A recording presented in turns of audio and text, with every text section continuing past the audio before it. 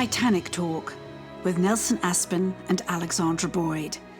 Here we feature stories from the independent documentary Ship of Dreams, Titanic Movie Diaries, and everything else to do with the iconic ship. From James Cameron's epic groundbreaking movie to the history and legacy of Titanic herself. Join us and our special guests as we continue the 25th anniversary celebrations of Titanic. This is your first-class ticket to everything aboard the Ship of Dreams. This is a very special edition of Titanic Talk because it not only features one of the stars of Alexandra Boyd's documentary Ship of Dreams, Titanic Movie Diaries, but it features one of our all-time favorite Titaniacs. I had to go all the way to Sydney, Australia to meet him, and he had to go all the way from Melbourne to Sydney to meet me. So Alexandra Boyd, who have we got today? Well, I love all my Titaniacs. I feel you feel the possessive there. I own my Titaniacs in Ship of Dreams, Titanic Movie Diaries, because they're so special to me. And Zach Douglas is one of the most entertaining and most moving stories in our film. And we're so excited to have him here today. Zach, welcome from Melbourne, Australia. Thank you for having me. Thank you for having. It's a pleasure to be here. Very exciting. Go all the way to your lounge room because you're at home in Melbourne. It's just early in the morning for you. Yes, It is. yes. It is. And in fact, we started chatting on Instagram. How remind me of how I can't even happened. remember. I think maybe I stalked you or something. I'm not really sure. Probably. Probably that's how it started. I can't remember. But yeah, isn't it It's amazing? those the power of concentric imagination? circles, isn't it? It's the concentric Yeah. circles of Titanic that, Mm. all roads lead eventually to a sinking ship. And Yeah. I'm Beautiful. as a filmmaker, I'm obviously a very visual person, and part of my experience of being on the set of Titanic was how mind-blowingly detailed and intricate and thought through every single part of the set and our costumes, of course. And so then I see there's this person in Australia, and he's got bits of it and them. And yes, and actually, I don't know if you have it on your table in front of you there. You probably don't. But my favorite prop that I know you have one of is the menu holder. I became obsessed with that. I was sat next to the captain. Oh, you're teasing me now. You're teasing me, man. You're teasing me. I would sit at the dining room table, sat next to Bernard Hill, and we had all the cutlery and all the plates all laid out, and this, and we would. Sorry. Did you really take a drink? You have to make a noise so that we can see you do that. Are you really taking a drink from a Titanic cup of tea? Look at that. It's early in the morning. I told, to quote Rochelle Rose, there's gin in this, but it's very early in the morning, so I just thought I'd quickly. I didn't think you'd be able to see me. Did Trudy bring that to you in your cabin? Trudy would like a cup of tea. All right. I should like a cup of tea. Still when I waiting for that return. tea, Trudy. Still waiting.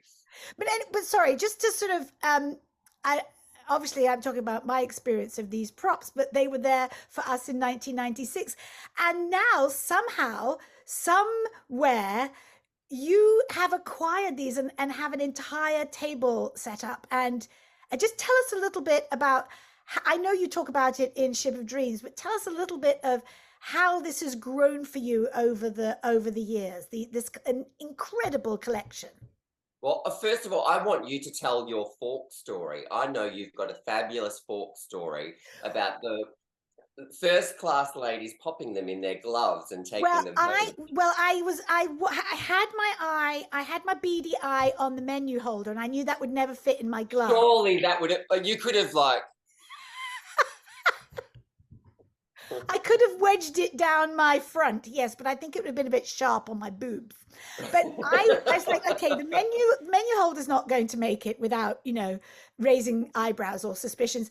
But maybe I could get a fork down my long glove. And I was 2 steps away from stealing. I mean, I'll admit it. But I thought, no, I'm not going to. I'm going to meet Zach 25 years from now, and he can show me his forks. But Zach, she's been forking around since I met her in 1989. So so Oh, I didn't, but there were strong rumors that other people were less ethical, shall we say? that would have been me, by the way. That Of course. absolutely would have been me. There would be a reason I would have gone there with like a, a jacket. I would have had pockets filled. I would have been like, Zach, what was the first item? Like when, obviously, you went from being a fan to being a bit more of a fanatic. What was yeah. the tipping point for you? The tipping point, I think, where it got to borderline insanity was, and my partner took a hand in this. We acquired Ruth's coat from the spitting sequence. I had sort of just been picking up little pieces here and there, like I said, to sort of put together place settings from the dining room, because the dining room was my favorite set. But when we acquired Ruth's coat from the spitting scene, that just took collecting to a whole new level for me. And how did that come up? How did Ruth's coat come up in your search process? So it came up at auction a little bit earlier than I knew about it. Sometimes I'll miss an auction when they provide their listings, and if the auction goes ahead and I don't know about it, well, that's just how life works, unfortunately. But there was a second chance because the coat got passed in. Everything else in the auction lot got sold that was anything Titanic related. I don't know why the coat got passed in. Her tea suit was also there, which unfortunately they got split up. I'd love to reunite them at some point. Where internet power, give it to me. But when it came up for the second rounds, it went through a different auction house. We contacted them and said we'd love to have it, and within 24 hours it was sold. So but it was a group purchase, which some of the larger items that I do own, I'll get family involved, or my darling other half will come in on his white horse and say, babe, we've got this. So this is not a lonely pursuit for you. You have a full support system here behind you. Yeah. I would, you think about a true partner supporting things that they may or may not be interested in as well. So is your partner a Titaniac, or is he just tolerant of your mate? God, no. I mean, we've done many trips together. We've been all over the world. I've literally dragged him all over the globe for this stupid habit that I have. He took me to Belfast. Not stupid. No, it's not. It's not, is it? I'm completely justified now with this documentary. I just say you truly are, because now people are seeing the film, and people who are just like you feel so validated and so heard because they've, since their teenage years were teased for their love for this film and for the ship. And now there's yourself, there's Dale and Ilka and Brittany and Ethan, people talking about their genuine passion, and they don't feel so silly anymore. So you've done a lot of good by participating in my film. That's actually a very, very good point, because for years I felt embarrassed to say that I was a Titanic fan, obviously because it's a chick flick. And I think it comes with certain notions that people go, oh, Titanic. But nowadays I'm actually extremely, I built my home around it, like this room. We designed the house around this bloody We're room. trying to design a flag for Titanic Pride Day. We want to have a Titanic Pride Parade. We want to have a Titanic Pride Day. I mean, this is the whole thing. And hopefully with the podcast in the comments below, more folks can come out of the proverbial closet with their Join love us, of Titanic.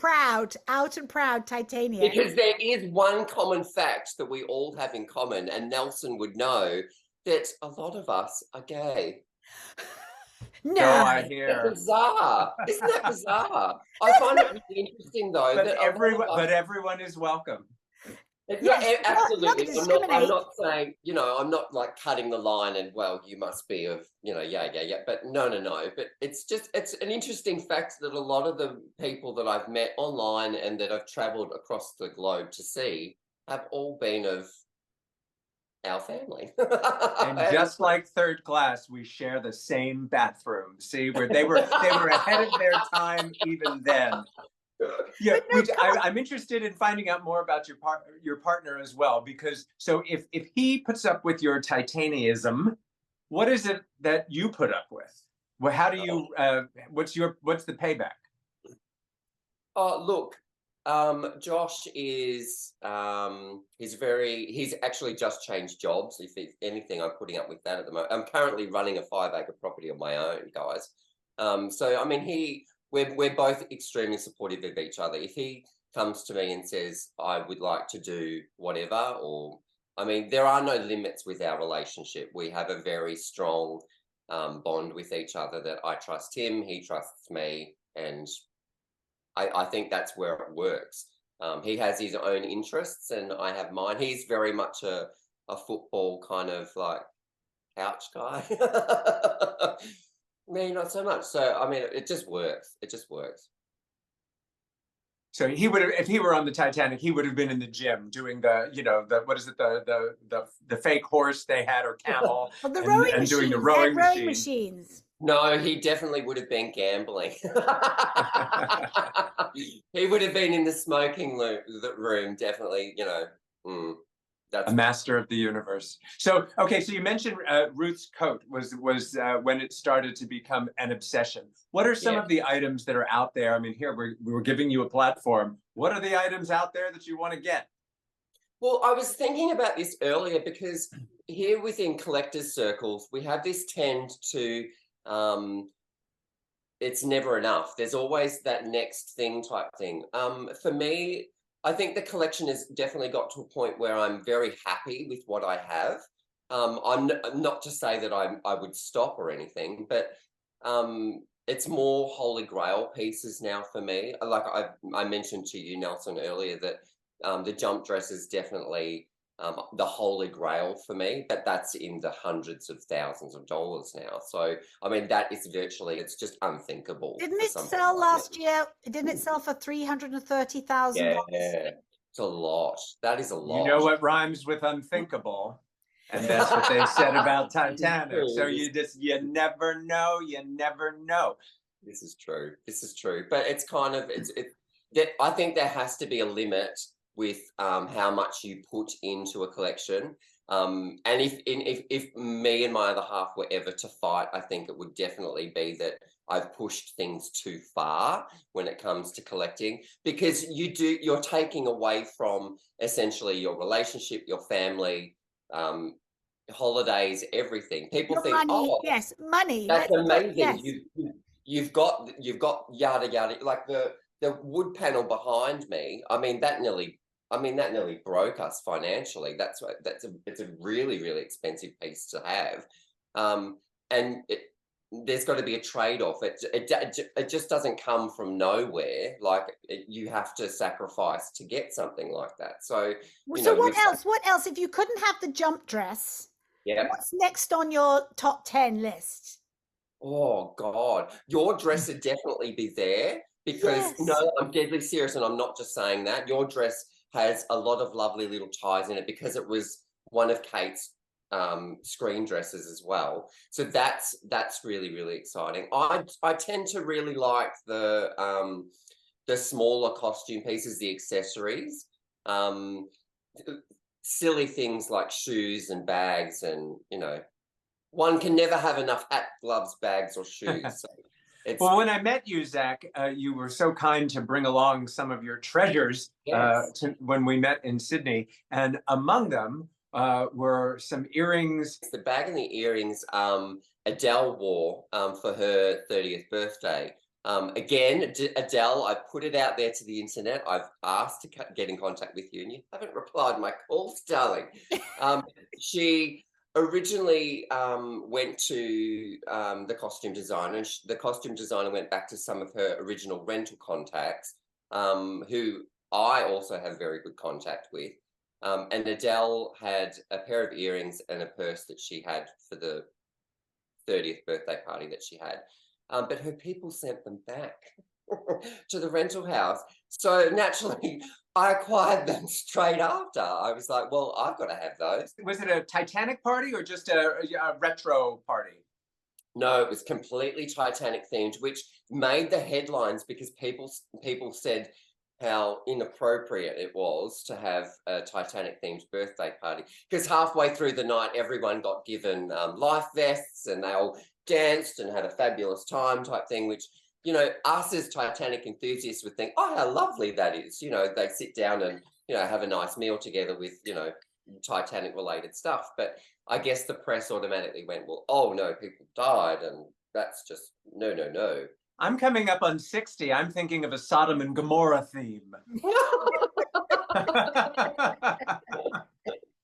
But you mentioned the tiara, because we have a funny photo of us together, and I've got Alexandra's tiara, but that's not exactly the same tiara. So you do complete things with a few little ersatz belongings. Yeah, absolutely.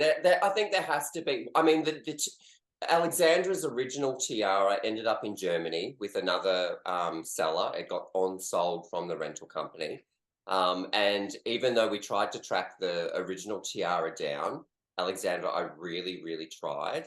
I even had a friend over in Germany who spoke German to try and, you know, reacquire this tiara, but it just didn't happen. So did they not know that it was from Titanic? They just liked it. And they'd be like, they had no idea. They had absolutely no idea. They thought we were mad, actually, to say that, no, that was worn in Titanic. You need to take better good care of that. So some poor woman is bashing around with your tiara, completely unaware. But what a collector will do is they will often settle for something that is either identical or a reproduction or whatever. The tiara that I have in my collection that was yours, well, not yours, but it's yours, is a vintage copy. So when your tiara obviously got sold back in the 1920s, because it's actually a 1920s headband, realistically, they produced so many, and I happened to find another vintage one. So I thought, well, if her tiara is gone to the wind, I'd still like to piece a tiara back with the earrings that I made. And let me tell you about these gorgeous earrings that he made for me. They arrived in the post. I'm living in like Washington now. Can I have your address? Yeah, sure. Yeah, I met this person on the internet. Of course, I'm going to give him my address. And they arrive all packaged in tissue paper, this beautiful handwritten note with a rubber stamp on it, like it's come to me from 1912. 3 of headshots of me, like 3 prints of me. Please, would you sign these, because I want to give them as a surprise to my Titanic family. A self-addressed envelope and a $20 bill. You're in Australia, you went to the bank and you changed the money like I wouldn't post it to you. It was so charming. A $20 bill to make sure that the postage was covered to send it back to you in Australia. How could I not? That's a class act. That is a classy act. Yeah. In my defense, though, it's actually, Alexandra, you've been a very, very rare Titanic gem for us, because a lot of the even people with smaller roles that I've contacted, I've gone right to the head. I've been trying to get in contact with Francis Fisher for years, and nothing. Like, not everyone will get back to you. So you have been an absolute gem to open up your, like I said, to honestly, to ask for your personal address, that was a bit much. I know, I totally get it. I'm not going to just show up at your doorstep, but you know, you've been. Luckily, she moved. No, well. It was a PO box. P.S. It was a PO box. You'll be standing outside the post office going, Alexandra. But you've been so accommodating to people like myself that, you know, are just hardcore fans. I mean you absolutely no harm. Well, let me speak to that. Can I speak to that a little bit, though, too? I think I'm in a slightly different position because I'm not an actress now. I'm a filmmaker, and I'm very interested in stories, and I'm really interested in personal stories. So all of you who ended up being featured in my film captured me. You captivated me with your stories. And look, we're now, Nelson and I have created an entire series of podcasts based on your stories and this person's story and that person's story connected to Titanic. So it's hard to not respond for me. And I know, the hilarious story of the process I went to get the job, did the job, ended up on the cutting room floor practically. I mean, but that's a cool story, isn't it? So it's not anything to be possessive about or precious about. It's actually just fun to talk about. And everybody, all the actors who are in Ship of Dreams, Titanic Movie Diaries, that's what they're doing too. Like, look, I've been dining out on this story for 25 years. Sure, I'll tell it again if you'd like. Oh, and by the way, I've got this diary that Alexandra had me write. You want me to read a little bit from that? Because that's actually, oh my God, I forgot that happened. Oh my, and it evokes emotions, humor, tears, everything that See, when I was a kid, you'd go to somebody's house and the parents would bring out slides and you'd look at a slideshow and they would share their stories that way. Now we have the internet and the whole world is just one big slideshow, and we get to trade stories and, even better, meet each other. We're getting to expand our family of friends. What I do want to ask, Zach, because you sort of represent the definitive collector in our Ship of Dreams family. And if somebody is watching this who doesn't know how to get started in collecting, explain in 2023, how does one pursue collecting? Oh, I'm going to be really honest. It's harder now in 2023 than it was 25 years ago. But my tip for people is definitely to start small. Start small. Like I said in the document, I started with a single knife, one knife. That's it, like one knife. And you've got to allow time for things to grow. I think now in today's society, we seem to think that we want to have it all now, and it must, this just didn't generate from nowhere. This has taken me 25 years to acquire all of this shit. Like it's a lot. It's a lot of, you've got to be very, very patient. You don't win everything at auction. I'll say that again. You do not win everything at auction, so you have to be patient. One collector famously said to me, when you lose at auction, Zach, just focus on what you have. And I have taken that. I will take that to the grave because it's extremely valuable advice. Always focus on what you have rather than what you haven't got. And that's what I live by now. Very wise. If God forbid there was something unexpected came up and you're like, oh, I need some quick cash. What can I sell? Oh. What would be the least difficult to part with if you really had to? God, I'd probably go for anything reproduction first.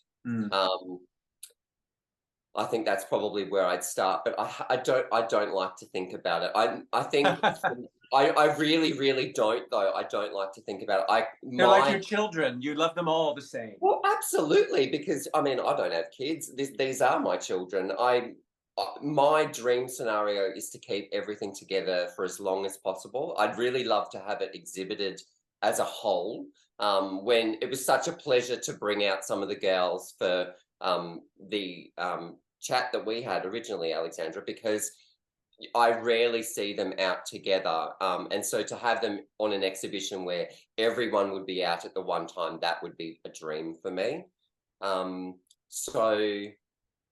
You're making me think it would be really fun. It would be an enormous task, but to have you and Dale with his miniatures and Ilka with her dresses and just have this, there's the Biltmore exhibition and there's the museums that have these, these touring exhibitions of pieces from the film. But it would be lovely to curate a specific Titanic collectors / artists exhibition and have that do the rounds. If somebody wants to contact Titaniacs, the exhibition. Yes, Titaniacs, the exhibition. And it could do the rounds and exactly what you're talking about, which is, oh my gosh, I've collected all these tiny little pieces of the film, and the people who are fans, just like you, will recognize. They won't just be the big pieces, the Kate's dresses and so forth. It will go deeper and further into what it took to make that film, to make it look and feel the way it does. And no one has done that yet. No one. That we had a gorgeous, like you said, the Biltmore exhibition that was a couple of years ago. They focused solely on the clothes. That was it. I mean, I have that level of costume in storage. So, but when you put with those costumes, like you said, the knives, the spoons, and it just accumulates into this huge entourage of, Titanic. I mean, who has an entire table place setting for 6? Do you have for 6? There's 4 out, but that's only because I'm still searching for another chair. So again, if there's any more chairs out there, the chairs are hard, and the chairs are a bitch to get internationally. Oh, I would sit on mine, and I would sit down, and I had that little purse on my lap. Every time I stood up, it would slip onto the floor, and I'd have to ask Bernard Hill to pick it up for me. I'm like, Bernard, I'm so sorry, I let it fall, because I couldn't bend down, as we know. I couldn't bend, and I would go and I'd go to Lynn Hockney. Can I put my purse on the table? No. You've got to put it on your lap, and I would forget, and it would slide right off. It was a gorgeous purse, by the way. Yeah, yes, it was that what's armor made of? Chainmail. It was like that chainmail. Or it's knitted beadwork. It was like knitted beadwork, and it had lovely tassels on it, and you can just see it as you're holding it as Jack comes through the. Well, you can see I'm putting my hand underneath it because it had that lovely feel that chain, because it's all heavily woven. And I can't believe you couldn't put a menu holder in there. Oh, yes, that's a very, very good point. Shame on you, Alexandra. Yes, you came with a bag. Like, come on. Oh my gosh, honestly. And you think there was a menu holder on every single table on that set? Where are they now? Some of them had 2. There was one on either side, so people wouldn't have to reach across to one another. And they're all weighted at the bottom, and they've got like a paper clip on them to keep them. Stop it! You're going to get it again for me. And now it's all QR codes. That's today's menu holders. A big here's your QR code.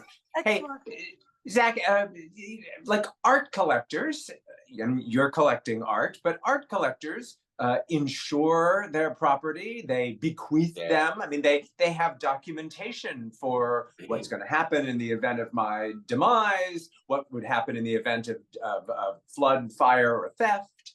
How do you protect your treasures? Absolute insurance is inevitable, really. Because there is a consistent joke within our household that if I sold everything, we could pay off our house. And literally, the room that I'm currently sitting in is virtually it's my livelihood, really. So everything is insured, obviously. Bequeathing things, there is sort of fun banter, I suppose, between Titanic family that everyone has definitely put their hand up and said, well, I want your blue and white dress, or I want the blah, blah, blah. So certain things would obviously go out. I'm sure if I died in a car accident tomorrow, my other half would definitely send everything to auction and pay off the house. But I want you to bequeath me the menu holder, please. Oh God, yes, absolutely. Yes. Look, Alexandra, if I ever find one, I will bloody get one for you. I'll take it. So we want you to live for very, very long times. You speak, before we go, and we have to go soon, but you speak so beautifully in the film. It's one of the most moving moments toward the end of the film. And I don't want to spoil it for folks that have yet to see the documentary Ship of Dreams, Titanic Movie Diaries. But you speak so movingly about how the film changed your life and what it did for you. Without a spoiler, let's just do it. Let's phrase the question in another way. How is Titanic still changing your life? Oh, it still changes my life, obviously, because I have sentimental value to what it holds for me in the past, but I think for me, it's never ceased to hold the magic that it originally had. It's one of those films that you can definitely watch over and over, and it's like seeing it again for the first time. So I guess for me, I mean, it gives a hardcore interest, but it's also opened up so many doors to meeting people on different corners of the globe. I think that's so magical. So I don't know. I guess that there's still that romance about the film that I really, really hang on to. Well, and as you were saying that, I was thinking of like a lot of people, myself included, feel that way about The Wizard of Oz or The Sound of Music. I mean, there are just certain movies that become part of the lexicon of popular culture or your childhood or whatever it is. Are there any other things in your life that obviously nothing can compare to Titanic for you, or we would see them there in your background? But what are some of your other genres of interest? God, it does consume a lot. I'm definitely. I used to be I do sew in my spare time. Spare time is hard to come by though these days, so it's kind of hard to sort of get into that. You're running the farm. Well, exactly. The house does consume a lot of my time. I enjoy I've got a vintage car that I often tinker with as well. Baz is currently in the workshop trying to get him going, but and that is another film prop as well. I got that from the Gatsby movie. So I tend to really movies hold such a special place in my heart. I think that they as escapism, and just to have a little piece of that is priceless to me.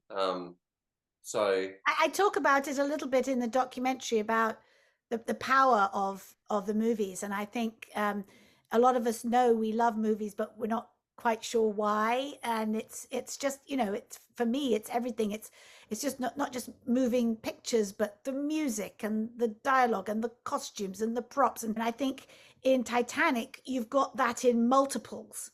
So oh God, it kind of comes together, and it's a true story, and it's Romeo and Juliet, and all of these things. So I think Titanic represents all of that you're talking about, is the romance of the movies, and how we give all this power to film stars, and we expect them to be always to be these glamorous people that live in this world. Of course, we all know really they're not, but they present as the lives that we all would like to lead, maybe sometimes. And I think, you know, it's very powerful. It's and now, Zach, you're a movie star as well, because you are a star of Ship of Dreams, Titanic Movie Diaries. For those of you that have not seen it yet, shame on you. Get over to shipofdreamsfilm.com and watch it today. It's there's a big fat button on the website that says "Watch Now." That's all you have to click. See, the sirens are coming. They're coming to take me away. Haha. So that must mean it's wrap-up time. The cops are coming. Thank you, Zach. And please, it's dark over there. We got you up at 6 a.m. in the morning. We so appreciate it. The time zones. And I am telling you, when I come to Australia, I'm coming to your house. I am cooking a fabulous meal, and we are eating off those plates. Look at him. Look at him. Oh my God, you're giving me heart palpitations, because no, that's not happening. I'm happy to have a dinner with you, love, but you know that this table is off limits. We'll have to use different crockery. Like, no. Oh, well, I might have to get Josh as an ally. And you can't not eat. You've got to eat off your best bits. I do have. I've got a friend over in San Diego, and he's got like plates and that as well. And he's thrown dinner parties on the plates, and it's like that's like sacrilegious to me. I'm like, oh my God! I'll keep working on you. I've probably got some time. I'll keep working on you, and then we'll do a Greek plate throwing party afterwards. Just kidding. Oh God. She's kidding. All right, darling. Thank you so much. What a joy. And please, everybody watch. If you don't watch Ship of Dreams for any other reason, it's to be amused and moved by Zach. I'm glad I'm the comic relief of the show. Thanks. If you've enjoyed this podcast, please leave a review.